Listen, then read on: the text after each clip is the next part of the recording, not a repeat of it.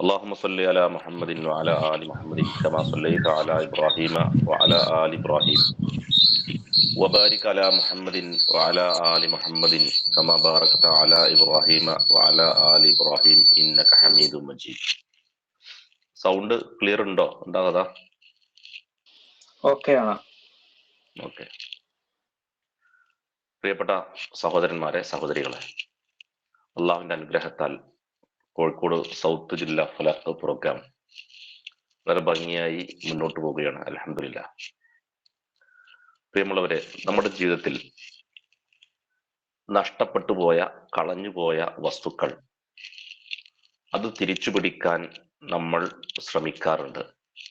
അതിനുള്ള മാർഗങ്ങളും നമ്മുടെ മുമ്പിലുണ്ട്. ഉദാഹരണത്തിന്, നമ്മുടെ ഒരു പാസ്പോർട്ട് രേഖ നമുക്ക് മിസ്സായി കഴിഞ്ഞു. ആ മിസ്സായ പാസ്പോർട്ട് വേറൊരു പാസ്പോർട്ട് സംഘടിപ്പിക്കാൻ നമുക്ക് കഴിയും. നമ്മൾ പരീക്ഷ എഴുതി നമുക്ക് കിട്ടിയ നമ്മുടെ സർട്ടിഫിക്കറ്റ്, ആ സർട്ടിഫിക്കറ്റ് നഷ്ടപ്പെട്ടാൽ പുതിയൊരു ഡ്യൂപ്ലിക്കേറ്റ് സർട്ടിഫിക്കറ്റ് അപ്ലൈ ചെയ്താൽ നമുക്ക് ലഭിക്കും. നമ്മുടെ എന്ത് ഡോക്യുമെന്റ്സ് നമുക്ക് നഷ്ടപ്പെട്ടാലും തിരിച്ചു പിടിക്കാൻ കഴിയുന്ന ഒരവസ്ഥ നമ്മുടെ മുമ്പിലുണ്ട്. പക്ഷെ ജീവിതത്തിൽ നഷ്ടപ്പെട്ടാൽ തിരിച്ചു പിടിക്കാൻ കഴിയാത്ത ഒരേ ഒരു വസ്തു, അത് ഏതാണ്? അത് നമ്മുടെ സമയമാണ്. സമയം നഷ്ടപ്പെട്ടാൽ തിരിച്ചു പിടിക്കാൻ ഒരിക്കലും കഴിയില്ല. ഇന്നലെ എന്നൊരു ദിവസം നമ്മൾ ഇന്ന് കഴിഞ്ഞു പോയി. അത് തിരിച്ചു പിടിക്കാൻ കഴിയുമോ? ഒരിക്കലുമില്ല. ഇന്ന് വേറൊരു ദിവസമാണ്, നാളെ മറ്റൊരു ദിവസമാണ്. ജീവിതത്തിൽ സമയത്തിന്റെ വില നമ്മൾ അറിഞ്ഞേ പറ്റൂ. ഓരോ സെക്കൻഡും, ഓരോ മിനിറ്റും, മണിക്കൂറും, ദിവസവും നമ്മെ സംബന്ധിച്ചിടത്തോളം വളരെ പ്രധാനപ്പെട്ടതാണ്. ഒരു സെക്കൻഡിലൊക്കെ വിലയുണ്ടോ എന്ന് ചിലപ്പോൾ നമ്മളിങ്ങനെ ചിന്തിച്ചേക്കാം. ഒരു സെക്കൻഡിന് നമ്മുടെ ജീവിതത്തിൽ വലിയ വിലയുണ്ട്. നമ്മൾ കുടുംബസമേതം ഒരു വാഹനത്തിൽ യാത്ര ചെയ്യുന്ന സമയത്ത് നമ്മുടെ വാഹനത്തിന് മുകളിലേക്ക് റോഡരികിലുള്ള ഒരു വലിയ മരം മറിഞ്ഞു വീഴുകയാണെന്ന് സങ്കല്പിക്കുക. ആ മരം നമ്മുടെ വാഹനത്തിന് നേരെ കണക്കാക്കിയാണ് വീഴാൻ നിൽക്കുന്നത്. നമ്മൾ ആകെ ബേജാറായി നിൽക്കുന്ന സമയത്ത് നമ്മൾ അതിൽ നിന്ന് രക്ഷപ്പെട്ടു.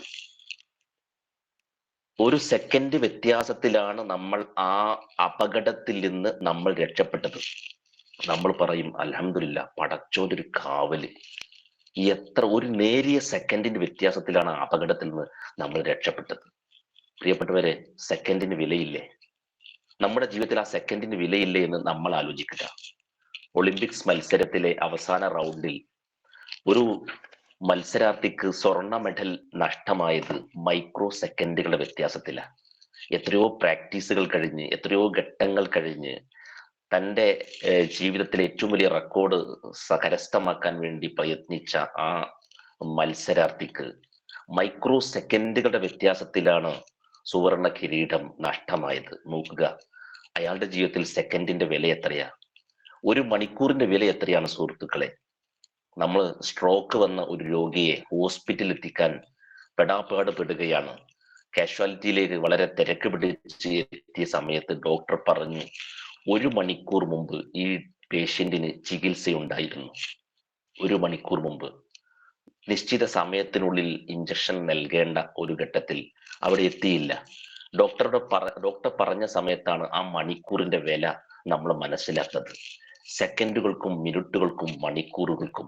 പ്രിയപ്പെട്ടവരെ, നമ്മുടെ ജീവിതത്തിൽ വലിയ വിലയുണ്ട് എന്ന് നമ്മൾ ഓരോരുത്തരും തിരിച്ചറിയണം. സമയം അമൂല്യമാണ്. നഷ്ടപ്പെട്ടാൽ തിരിച്ചു പിടിക്കാൻ കഴിയാത്ത ഒന്നേ ഒന്ന് നമ്മുടെ സമയം മാത്രമാണ്. വിശുദ്ധ ഖുർആനിലും പ്രവാചകന്റെ ഹദീസുകളിലും വിശ്വാസികളെ സമയബോധത്തെ കുറിച്ച് ഏറെ ഉണർത്തുന്നുണ്ട്. റസൂലുള്ള പറഞ്ഞൊരു വാചകം നോക്കൂ, നിഅമതാനി മഖ്ബൂലും ഫീഹിമ കസീറും മിനന്നാസ് അസ്സിഹ്ഹതു വൽ ഫറാഗ്. 2 അനുഗ്രഹങ്ങൾ, പല മനുഷ്യരും അതിൽ വഞ്ചിക്കപ്പെടുകയാണ്. ഒന്ന് ഒഴിവു സമയമാണ്, മറ്റൊന്ന് ആരോഗ്യമാണ്. അപ്പൊ ഒഴിവു സമയത്തെയും ആരോഗ്യത്തെയും ഫലപ്രദമായി ഉപയോഗപ്പെടുത്തണമെന്ന സന്ദേശമാണല്ലോ ഹബീബായ റസൂലുള്ള ഈ വചനത്തിലൂടെ ഉണർത്തുന്നത്. നമ്മുടെ ഒഴിവു ദിനങ്ങൾ, നമ്മുടെ ഒഴിവു സമയങ്ങൾ നമ്മൾ എന്തിന് ചെലവഴിക്കുന്നു? ഇന്നൊരു ഞായറാഴ്ച ദിവസമാണ്. ഈ ഞായറാഴ്ച ഞാൻ എന്തിനാണ് ഉപയോഗിക്കുന്നത്? എൻ്റെ ഒഴിവു സമയങ്ങളെ പിശാച് നമ്മെ നമ്മെ വഴിതെറ്റിക്കാൻ ശ്രമിക്കുന്നുണ്ടോ ആലോചിക്കുക. വെള്ളിയാഴ്ച ഒരു ഒഴിവ് ദിവസം കിട്ടിയാൽ, അല്ലെങ്കിൽ രാവിലെ ഒഴിവ് ദിവസം കിട്ടിയാൽ, വൈകുന്നേരം ഒരു ഒഴിവ് സമയം കിട്ടിയാൽ നമ്മൾ എങ്ങനെ അതിനെ ഉപയോഗപ്പെടുത്തുന്നു എന്നത് ഏറെ പ്രധാനമാണ്. പരലോകത്ത് നാം ഉപയോഗപ്പെടുത്തിയ സമയത്തെക്കുറിച്ച് കൃത്യമായ ചോദ്യമുണ്ട് എന്നാണല്ലോ റസൂലുള്ള പറഞ്ഞത്. ലാ തസൂലു ഖദമ അബ്ദിൻ ഹത്താ ഖദമ അബ്ദിൻ യൗമൽ ഖിയാമ ഹത്താ യുസ്അല അൻ ഉംരിഹി ഫീമ അഫ്ന. നാളെ പരലോകത്ത് ഒരാൾക്കും ഒരു കാലടി പോലും വെക്കാൻ കഴിയില്ല. അവൻ അവന്റെ ആയുസ് എങ്ങനെ ചെലവഴിച്ചു എന്ന ചോദ്യം നേരിടാതെ ഒരു അടി മുന്നോട്ട് വെക്കാൻ കഴിയില്ല എന്ന് പറയുമ്പോൾ, നമ്മുടെ സമയത്തെക്കുറിച്ച്, ആരോഗ്യത്തെക്കുറിച്ച്, ആയുസ്സിനെ കുറിച്ചൊക്കെ കൃത്യമായ വിചാരണയുണ്ട് എന്ന് ആ പ്രവാചക വചനം പഠിപ്പിക്കുകയാണ്. അപ്പൊ പ്രിയപ്പെട്ടവരെ, നമുക്ക് സമയബോധം ഉണ്ടാവണം. സമയബോധം നമുക്കുണ്ടാവണം. സമയത്തെ ഫലപ്രദമായി ഉപയോഗപ്പെടുത്തിയില്ല എങ്കിൽ അവസാനം നമ്മൾ പരിതപിക്കും, ഖേദിക്കും. ചില ആളുകളെ കുറിച്ച് ഖുർആൻ പറഞ്ഞു തരുന്നുണ്ട്. അവർ മരണത്തിന്റെ സമയത്ത്, റൂഹ് പിടിക്കാൻ മലക്ക് വരുന്ന സമയത്ത് അള്ളാഹിനോട് കെഞ്ചി പറയുന്ന വാക്കുകൾ, റബ്ബി ലൗല അഖർതനി ഇല അജലിൻ ഖരീബ്, റബ്ബി ലൗല അഖർതനി ഇല അജലിൻ ഖരീബ്, അല്പം ഒന്ന് നീട്ടിത്തന്നാൽ, അവധി ഒന്ന് പിന്തിച്ചു തന്നാൽ, ഫഅസ്വദ്ദഖ വഅകും മിനസ് സ്വാലിഹീൻ, അള്ളാഹുവെ ഞാൻ സിദ്ദീഖുകളിൽ, ഞാൻ സത്യസന്ധന്മാരിൽ, സ്വാലിഹ്യങ്ങളിൽ ഉൾപ്പെടാൻ ഞാൻ തയ്യാറാണ് എന്ന് അവർ അള്ളാഹുവിനോട് പറയുകയാണ്. പക്ഷെ അള്ളാഹ് അത് സമ്മതിക്കുന്നില്ലല്ലോ. വലൻ യുഅഖിറു അല്ലാഹു നഫ്സൻ ഇദാ ജാഅ അജലുഹാ. അള്ളാഹ് അവധി നീട്ടിക്കൊടുക്കുന്നില്ല. നരകത്തിലേക്ക് ആളുകളെ തള്ളിവിടുന്ന സമയത്ത് ആ നരകവാസികളായ ആളുകൾ അള്ളാഹുവിനോട് കരഞ്ഞു പറയുന്ന, അട്ടഹസിക്കുന്ന രംഗം വിശുദ്ധ ഖുർആൻ വിവരിക്കുന്നുണ്ട്. വഹും യസ്തരിഖൂന, വിശുദ്ധ ഖുർആനിലെ 35-ാമത്തെ അധ്യായം 37-ാമത്തെ സൂക്തം. വഹും യസ്തരിഖൂന ഫീഹ, അവർ അതിൽ, ആ നരകത്തിൽ വെച്ച് അട്ടഹസിക്കുകയാണ്. റബ്ബന അഖ്രിജ്നാ നഅമൽ സ്വാലിഹ, അള്ളാഹു ഈ നരകത്തിൽ നിന്ന് ഞങ്ങൾ ഒന്ന് പുറത്ത് കടത്തി തന്നാൽ മതി. ഞങ്ങൾ എന്ത് ചെയ്യാൻ? നഅമൽ സ്വാലിഹ, സ്വാലിഹായ കർമ്മം ചെയ്യാൻ ഞങ്ങൾ റെഡിയാണ്. ഗൈറല്ലദീ കുന്നാ നഅമൽ, മുമ്പ് ചെയ്യാത്ത എല്ലാ സൽക്കർമ്മവും, പള്ളിയിൽ വരാത്തതാണെങ്കിൽ ആ പള്ളിയിൽ വരാൻ ഞങ്ങൾ റെഡിയാ, സുബഹിക്ക് വരാൻ ഞങ്ങൾ റെഡിയാ, സക്കാത്ത് കൊടുക്കാൻ ഞങ്ങൾ റെഡിയാ, സ്വതക്ക കൊടുക്കാൻ ഞങ്ങൾ റെഡിയാ, നഅമലു സ്വാലിഹ, സ്വാലിഹായ കർമ്മം ചെയ്യാൻ ഞങ്ങൾ റെഡിയാണ് റബ്ബേ. ഗൈറല്ലദീ കുന്നാ നഅമൽ, മുമ്പ് ചെയ്യാത്തതെല്ലാം ചെയ്യാൻ റെഡിയാ. അവലം നുഅമ്മിർകും മാ യതദക്കറു ഫീഹി മൻ തദക്കർ. അള്ളാഹ് അതിന് നൽകുന്ന മറുപടി എന്താ? എടോ മനുഷ്യ, നിനക്ക് ചിന്തിക്കാനും ആലോചിക്കാൻ മാത്രമുള്ള സമയവും ആയുസ്സൊക്കെ ഞാൻ തന്നില്ല ഇനിയും. വജാഅകുമുൻ നദീർ, ഇതൊക്കെ പറഞ്ഞു തരാൻ മുന്നറിയിപ്പുകാരും വന്നില്ലായിരുന്നു. ഫദൂഖു, അന്നൊന്നും ഇതൊന്നും ശ്രദ്ധിച്ചില്ല. അതുകൊണ്ട് അനുഭവിച്ചോ, ആസ്വദിച്ചോ. ഫമാ ലിദ്വാലിമീന മിൻ നസ്വീർ, അക്രമികൾക്ക് ഒരു സഹായവുമില്ല. പ്രിയപ്പെട്ടവരെ, സമയം ഉപയോഗപ്പെടുത്താതെ ദുനിയാവിലെ അജണ്ടകൾ മാത്രം കഴിഞ്ഞ് ജീവിച്ച ആളുകൾ പരലോകത്തെത്തുന്ന സമയത്ത് അവർ ഖേദിച്ച്, അട്ടഹസിച്ച്, പരിതപിച്ച് പറയുന്ന വാക്കുകളാണ് വിശുദ്ധ ഖുർആൻ നമ്മുടെ മുമ്പിൽ വെച്ചിരിക്കുന്നത്. അതുകൊണ്ട് നമ്മൾ ആലോചിക്കേണ്ടത്, സമയം നമ്മൾ ഉപയോഗപ്പെടുത്തിയില്ല എങ്കിൽ വലിയ നഷ്ടത്തിലേക്കാണ് പോകുന്നത്.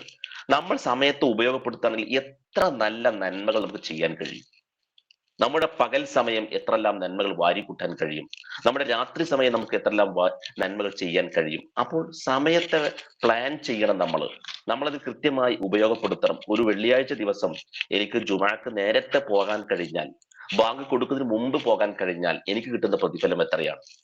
അതേപോലെ ഒരു സുബഹി ജമാഅത്തിൽ ഞാൻ പങ്കെടുത്താൽ രാത്രി മുഴുവൻ നിന്ന് നമസ്കരിച്ച പ്രതിഫലം എനിക്ക് കിട്ടാൻ പോവുകയാണ്.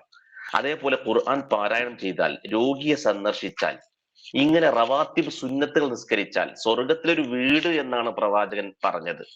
അള്ളാഹു അവർക്ക് സ്വർഗത്തിൽ വീട് ഒരുക്കി തീർക്കും. ഫർള് നമസ്കാരത്തിന്റെ മുമ്പും ശേഷവുമുള്ള സുന്നത്ത് നമസ്കാരങ്ങൾ പതിവാക്കുന്ന ആളുകൾക്ക് ബനല്ലാഹു ബൈത്തം ഫിൽ ജന്ന, അവന് അള്ളാഹ് സ്വർഗത്തിൽ ഒരു വീട് ഒരുക്കും. ഈ ദുനിയാവിൽ ഒരു വീടുണ്ടാകാൻ എത്ര കഷ്ടപ്പെടുന്നത് നമ്മൾ എത്ര പ്രയാസപ്പെടുന്നുണ്ട്, എത്ര സമയവും സദ്വാനവും നമുക്കുണ്ട്.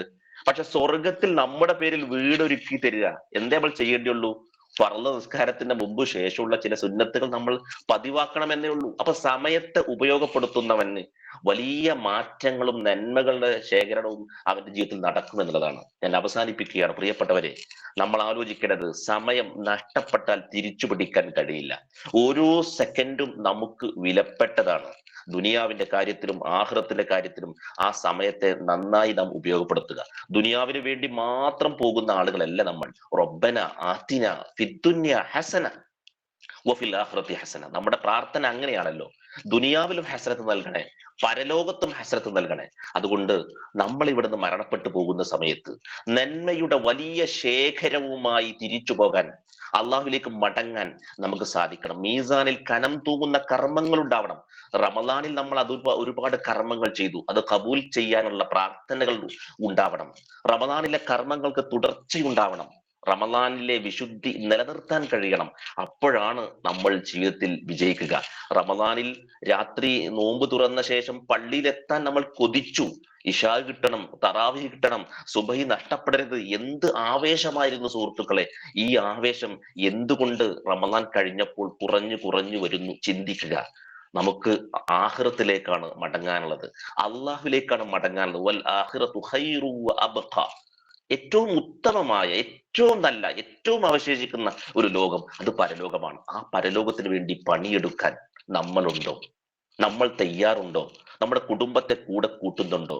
കല്യാണത്തിനും സൽക്കാരത്തിനും മറ്റു ഭൗതികമായ പരിപാടികൾക്കുമൊക്കെ മക്കളെയും പേരമക്കളെയും ഒക്കെ കൂട്ടി പോകുന്ന നമുക്ക് ഖുർആൻ ക്ലാസ്സുകളിലേക്ക് കുടുംബസമേതം, പള്ളികളിലേക്ക് കുടുംബസമേതം പോകാൻ നമ്മൾ തയ്യാറായാൽ ജീവിതത്തിലെ വലിയ മാറ്റങ്ങൾ നമുക്ക് അതിലൂടെ നേടിയെടുക്കാൻ കഴിയും. അള്ളാഹു അതിനുള്ള തൗഫീഖ് നമുക്ക് നൽകി അനുഗ്രഹിക്കുമാറാവട്ടെ. നമ്മൾ ചെയ്ത നന്മകൾ അള്ളാഹു സ്വീകരിക്കുമാറാവട്ടെ. നമ്മളിൽ നിന്ന് വന്നുപോയ പിഴവുകൾ അള്ളാഹു മാപ്പാക്കി തരുമാറാവട്ടെ. അള്ളാഹുവെ, ഞങ്ങൾക്ക് ജീവിതത്തിൽ സമാധാനവും സംതൃപ്തിയും നീ നൽകണ റഹ്മാനെ.